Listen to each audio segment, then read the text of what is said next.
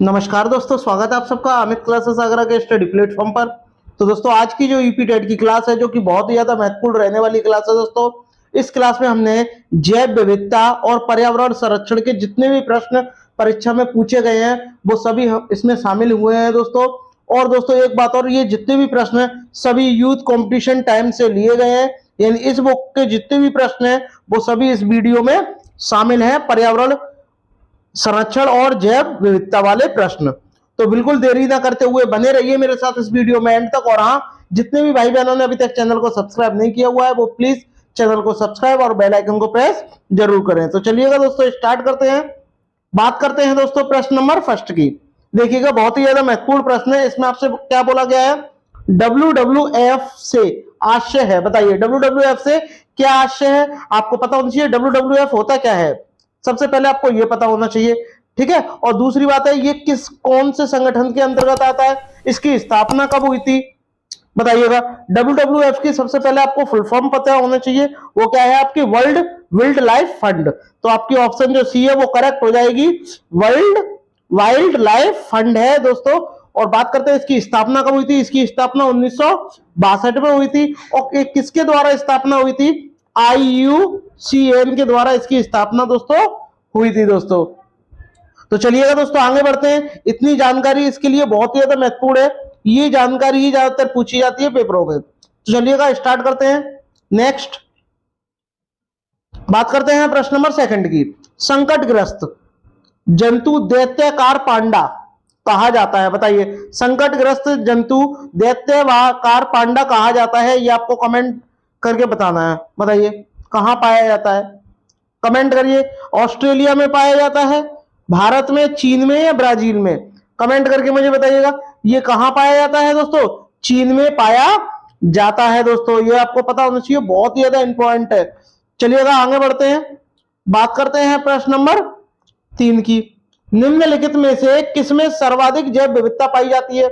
बताइए जैव विविधता, ये 4 आपको ऑप्शन दिए गए हैं।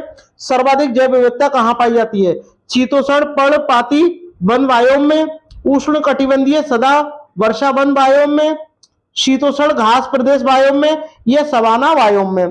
कमेंट करके मुझे बताइएगा कि सबसे ज्यादा जैव विविधता कहां पाई जाती है, कमेंट करिएगा ज्यादातर। हाँ करेक्ट ऑप्शन जो आपका बी है, उष्ण कटिबंधीय सदाबहार वर्षा वन में क्या पाती है, सबसे ज्यादा जैव विविधता पाई जाती है।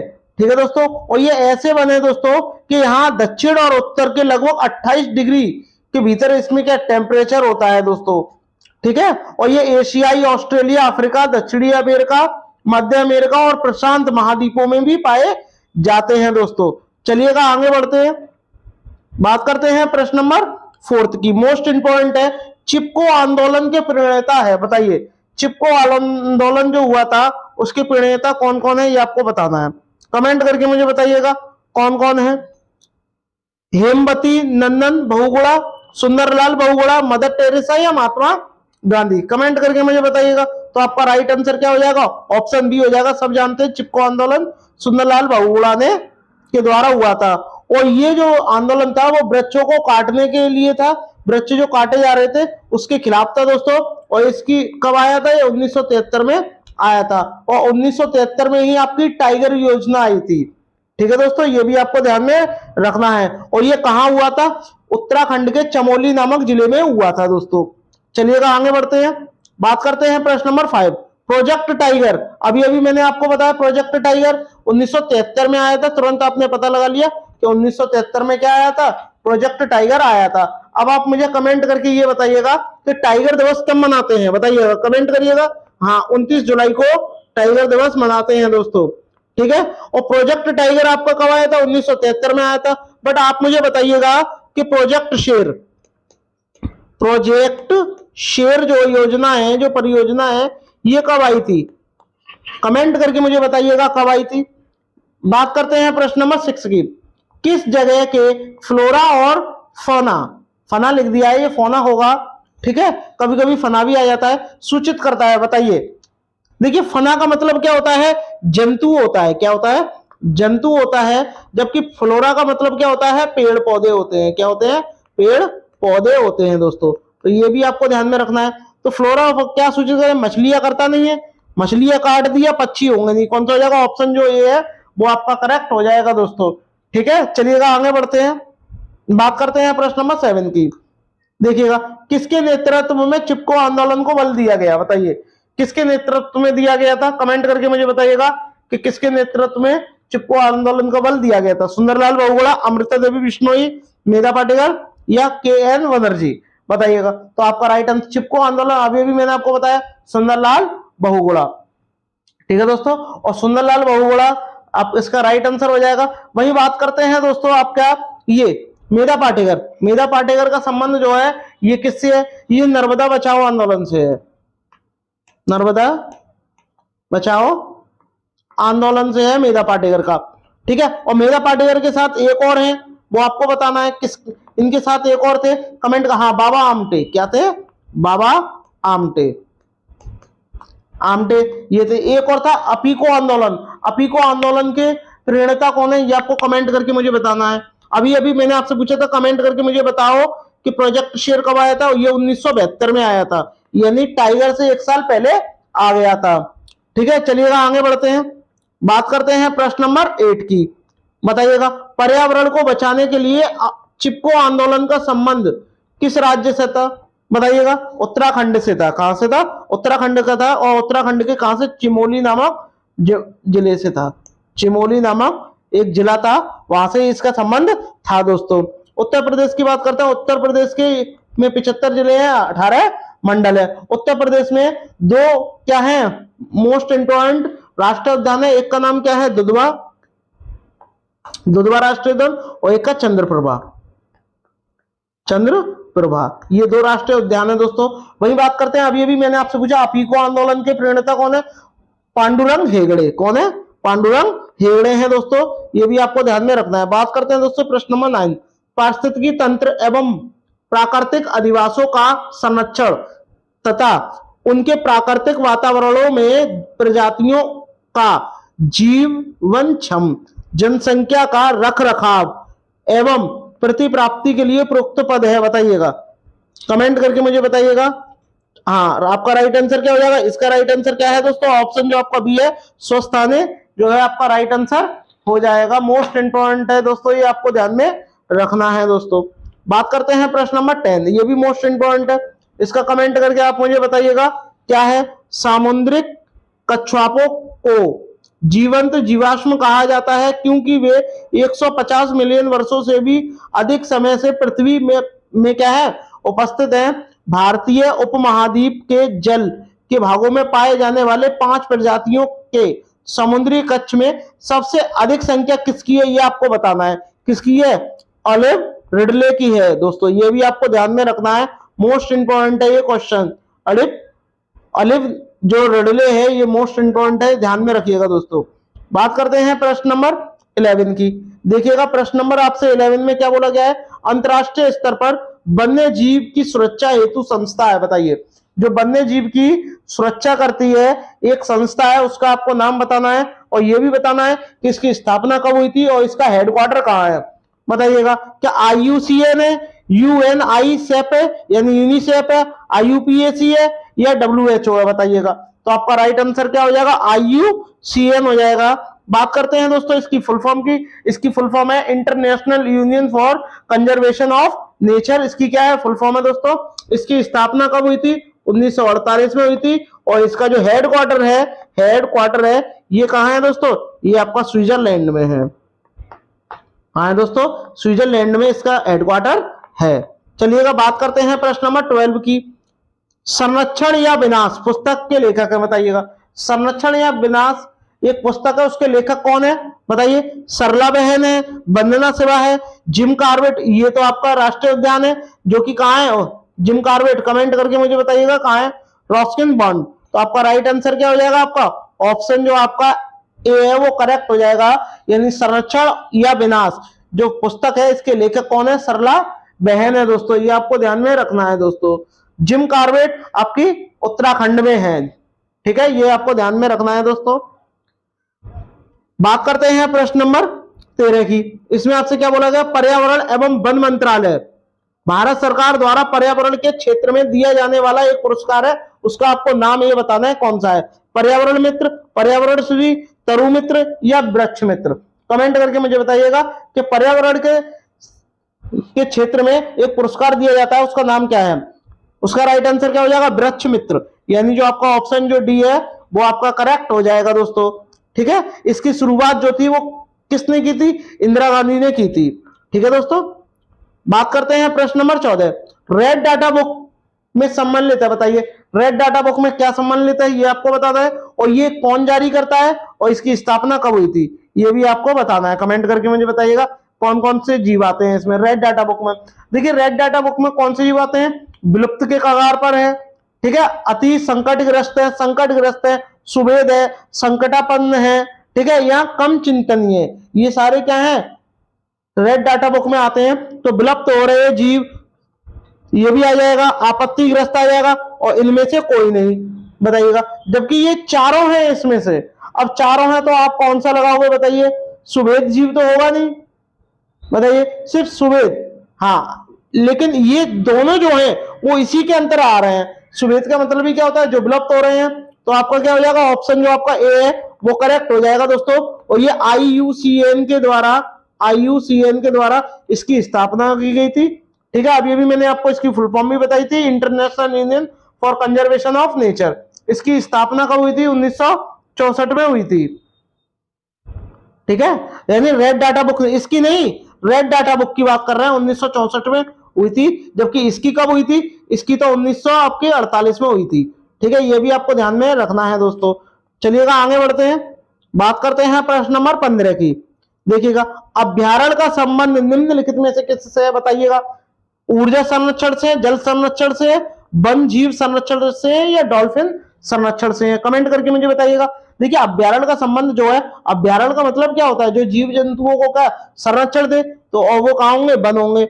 वन्य जीव संरक्षण जो है इसका करेक्ट आंसर हो जाएगा दोस्तों। बात करते हैं प्रश्न नंबर 16 की, मोस्ट इंपॉर्टेंट है। सुश्री मेधा पाटेकर का संबंध किससे है, मैंने अभी अभी आपको बताया था, वैज्ञानिक अनुसंधान से, जल संरक्षण से, पर्यावरण संरक्षण से, भूमि सुधार से, बताइएगा। कमेंट करके मुझे बताइएगा कि आपका राइट आंसर क्या है। हाँ, पर्यावरण संरक्षण से जो है इनका करेक्ट हो जाएगा दोस्तों।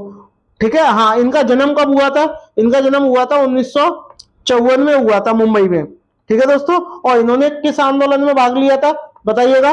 नर्मदा बचाओ आंदोलन, मैंने अभी भी आपको पढ़ाया था। नर्मदा बचाओ आंदोलन में क्या किया था इन्होंने, पार्टिसिपेट किया था, भाग लिया था। बात करते हैं प्रश्न नंबर 17 की, जो कि मोस्ट इंपोर्टेंट है।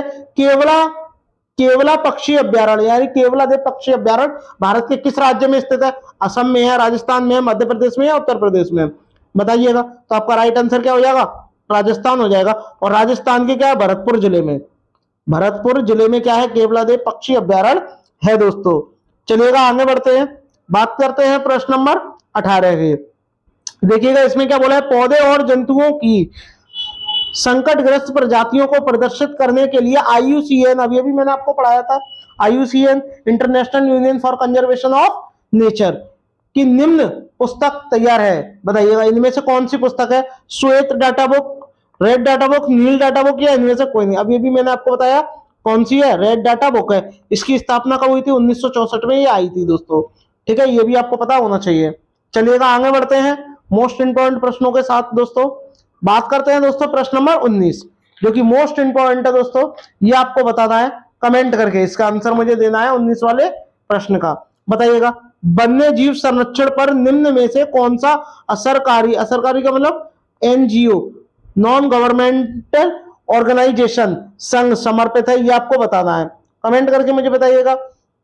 हाँ, बताइएगा WWF फॉर नेचर के लिए, भारतीय वन्य जीव बोर्ड के लिए, राष्ट्रीय वन्य जीवन क्रिया योजना के लिए, या उपरोक्त सभी। आपका राइट आंसर क्या हो जाएगा, WWF फॉर नेचर के लिए इसका राइट आंसर हो जाएगा दोस्तों। बात करते हैं प्रश्न नंबर 20 की। एक अध्यापक मेधा पाटेकर व अमृता देवी बिश्नोई के योगदान पर बोल रही है या बोल रहा है, क्योंकि बताइएगा क्यों बोल रहा है, वो बच्चों को क्या समझाना चाहता है। दोनों का संबंध जल संरक्षण से है, दोनों महिलाएं सशक्तिकरण आंदोलन से संबंध है, दोनों के आंदोलन पर्यावरण मुद्दों पर है, दोनों ने चिपको आंदोलन को आगे बढ़ाया। चिपको आंदोलन को मेघा पाटेकर ने आगे नहीं बढ़ाया था, किसने बढ़ाया था? सुंदरलाल बहुगुणा ने आगे बढ़ाया था। लेकिन चिपको आंदोलन हुआ आपका, अपिको आंदोलन हुआ आपका, और एक आपका नर्मदा बचाओ आंदोलन हुआ। ये सारे पर्यावरणीय मुद्दे हैं, तो आपका राइट आंसर क्या हो जाएगा? पर्यावरणीय मुद्दे पर बताना चाहती हैं, तो आपका ऑप्शन जो सी है वो करेक्ट हो जाएगा। करते हैं दोस्तों प्रश्न नंबर 21 की। इसमें आपसे क्या बोला? रेड डाटा बुक में सम्मिलित है, क्या क्या सम्मिलित है? विलुप्त हो रहे जीव भी है, सुवेद जीव भी है, आपत्तिग्रस्त जीव भी है। अभी इससे पहले जो प्रश्न था उसमें जीव नहीं था, तो ये क्या हो जाएगा? उपरोक्त तो सभी जो है वो करेक्ट हो जाएगा, और उस वाले ऑप्शन में उपरोक्त तो सभी भी नहीं था। ठीक है, तो आपका ऑप्शन जो डी है दोस्तों वो करेक्ट हो जाएगा, उपरोक्त तो सभी। रेड डाटा बुक में यही आते हैं। ठीक है, इसकी स्थापना IUCN करता है, ये भी आपको पता होना चाहिए दोस्तों। आगे बढ़ते हैं, बात करते हैं प्रश्न नंबर 22 की। जब ध्रुव में भूमध्य रेखा की ओर बढ़ते हैं, जब ध्रुव में भूमध्य रेखा की ओर जब हम बढ़ते हैं तो जैव विविधता क्या होती है? बढ़ती है, घटती है, स्थिर रहती है? इनमें से कोई नहीं। बताइएगा कैसी रहती है? जब हम ध्रुवों की ओर बढ़ते हैं तो ध्रुवों की तरफ और ज्यादा जैव विविधता पाई जाती है, तो जैव विविधता क्या होती है? बढ़ती है। तो आपका ऑप्शन जो आपका ए है वो करेक्ट हो जाएगा दोस्तों। चलिएगा आगे बढ़ते हैं, नेक्स्ट बात करते हैं प्रश्न नंबर 23 की। इसमें आपसे क्या बोला? सामाजिक वानिकी का उद्देश्य है। बताइए सामाजिक वानिकी का क्या उद्देश्य है? पर्यावरणीय, सामाजिक एवं ग्रामीण विकास में मदद के उद्देश्य से वनों का प्रबंध करना, ये भी ठीक है। ग्रामीण क्षेत्रों में चकबंदी, नहीं गलत हो गया। वन्य प्राणी चारागाह का विकास, तो आपका ऑप्शन जो आपका ए है वो करेक्ट हो जाएगा। सामाजिक वानिकी यानी समाज में वनों का क्या करना? प्रबंध करना, यही क्या होता है? सामाजिक वानिकी होता है। बात करते हैं प्रश्न नंबर 24 की। चिपको आंदोलन के जनक गौरा देवी भी थे और सुंदरलाल बहुगुणा भी थे। ठीक है, द्वारा चिपको आंदोलन किस गांव में चलाया गया था? बताइएगा। आपको मैंने बताया था चिपको आंदोलन जो था आपका कहां था? उत्तराखंड के चमोली नामक जिले में चलाया गया था, लेकिन जिले में भी एक गांव था, वो आपको बताना है। तो उस गांव का नाम क्या है? बताइएगा। सबसे पहले बात करते हैं, ये उत्तराखंड में चलाया गया था। उत्तराखंड में, ये भी पूछा जा सकता है। अब उत्तराखंड के किस जिले में? चमोली में चलाया गया था। ठीक है, चमोली में। इसके बाद ये किस गांव में चलाया गया था? तो रेणी गांव। क्या नाम था इसका? रेणी गांव। तो ये आपको 3 प्रश्न से बन सकते हैं, तीनों आपको ध्यान में रखना है। तो आपका ऑप्शन जो आपका ए है वो करेक्ट हो जाएगा, रेणी गांव में चलाया गया था दोस्तों। ठीक है, मोस्ट इंपोर्टेंट है दोस्तों, ये आपको ध्यान में रखना है। बात करते हैं प्रश्न नंबर 25 की। तरुण भारत संघ के राजेंद्र प्रसाद, जिसे क्या बोलते हैं? जल पुरुष कहा जाता है। राजेंद्र सिंह को क्या है? जल पुरुष कहा जाता है दोस्तों। को किस कार्य के लिए मैग्नेस पुरस्कार दिया गया? बताइए। जल पुरुष के नाम से जाना जाता है, तो जल संरक्षण के लिए ही दिया गया होगा। तो आपका ऑप्शन जो आपका ए है वो करेक्ट हो जाएगा दोस्तों। बात करते हैं प्रश्न नंबर 26 की। ये आपको बताया निम्नलिखित में से कौन सा भारत के 3 जैव विविधता हॉटस्पॉट में से एक है? बताइए। ये 3 दिए गए, इनमें से आपको बताना है। वैसे भारत में कुल कितने हॉटस्पॉट है? 4 हैं। उन चारों के आपको नाम भी पता होना चाहिए कौन कौन से। पहला है आपका हिमालय क्षेत्र, हिमालय क्षेत्र। दूसरा है आपका इंडो बर्मा, इंडो बर्मा। ठीक है, तीसरा है आपका पश्चिमी घाट, पश्चिमी घाट। और ये आपका जो चौथा है वो आपका क्या है? Sundaland, Sundaland. ये 4 हॉटस्पॉट है। तो अब आपको बताना अरावली है नहीं है, खासी हिल है नहीं है, इनमें से कौन सा? हिमालय। तो आपका ऑप्शन जो सी है दोस्तों वो करेक्ट हो जाएगा दोस्तों। बात करते हैं प्रश्न नंबर 27 की। देखिएगा, इसमें आपसे बोला निम्नलिखित में से कौन सा रामसर घोषणा की सूची में नम क्षेत्र नहीं है? ये आपको बताना है, कमेंट करके मुझे बताइएगा। नम क्षेत्र नहीं है यानी जो रामसर जो वो आपका साइट है उसमें शामिल नहीं है। बताइए। देखो बुलर झील भी शामिल है, और बुलर झील आपकी कहाँ है? आपकी जम्मू कश्मीर में है दोस्तों। केवला देव अभी भी मैंने आपको पढ़ाया था भरतपुर में है, और भरतपुर कहाँ? राजस्थान में है दोस्तों। वही बात करते हैं रुद्र सागर झील। अब आपको बताना है जो रुद्र सागर झील है ये कहाँ है? ये आपका राजमंद झील। तो आपका राइट आंसर जो हो जाएगा ऑप्शन जो डी है वो करेक्ट हो जाएगा, क्योंकि रामसर सूची में ये शामिल नहीं है। ठीक है दोस्तों, वही बात करते हैं रुद्र सागर जो झील की, ये कहाँ है आपकी? ये आपकी त्रिपुरा में है। कहाँ है दोस्तों? त्रिपुरा में है। तो चलिएगा दोस्तों आगे बढ़ते हैं। आई होप आपको वीडियो अच्छी लग रही होगी, तो सभी भाई बहन एक बार शेयर और सब्सक्राइब जरूर करें। चलिएगा आगे बढ़ते हैं, बात करते हैं नेक्स्ट प्रश्न की। प्रश्न नंबर 28, विश्व भूगर्भ जल दिवस। देखिए एक होता है जल दिवस, एक होता है आपका जल दिवस, और जल दिवस आपका कब मनाया जाता है दोस्तों? आप कहोगे सर 22 मार्च को। कब मनाया जाता है? 22 मार्च को मनाया जाता है।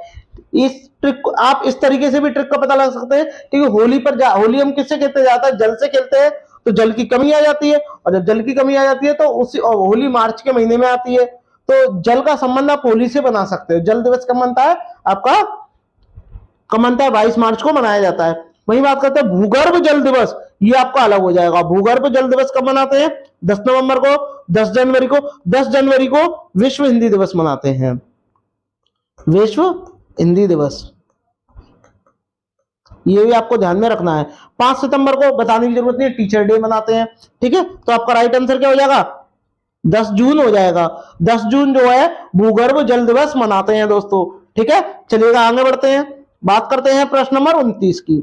बहुत ही बढ़िया प्रश्न है दोस्तों, ये आपको बताएं निम्नलिखित में से कौन सा विश्व का सर्वोच्च पर्यावरण संरक्षण पुरस्कार है? बताइए, सर्वोच्च पर्यावरण पुरस्कार है पर्यावरण के क्षेत्र में विश्व का, ये आपको बताना है कमेंट करके। तो कमेंट करके बताइएगा कि कौन सा है, कमेंट करके बताइएगा।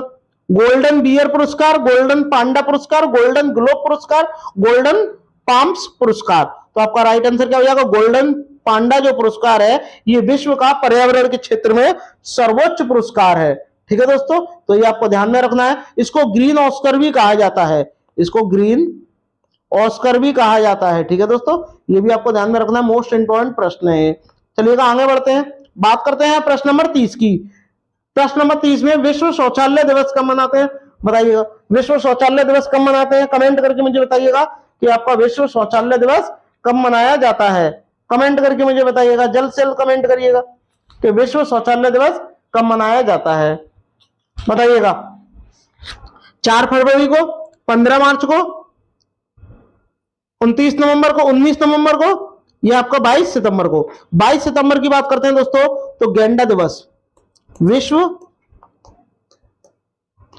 गेंडा दिवस जो है कब मनाया जाता है दोस्तों? 22 सितंबर को मनाया जाता है। वही बात करते हैं दोस्तों 19 नवंबर की, तो 19 नवंबर में आपका कौन सा शौचालय दिवस मनाया जाता है? तो आपका राइट आंसर क्या हो जाएगा?